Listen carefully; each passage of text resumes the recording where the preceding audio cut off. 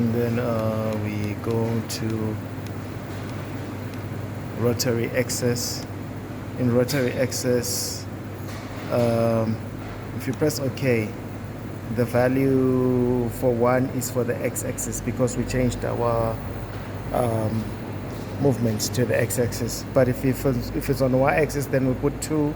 If there's no rotary, then we press 0. So right now I put it on 1 because it's on the x-axis, and then the rotary axis pulse, I put it on 0.00175 degrees per pulse. I cannot get the right calculation because my material is not oval, but then according to my file, it's about 80%, which is something we can sort out later.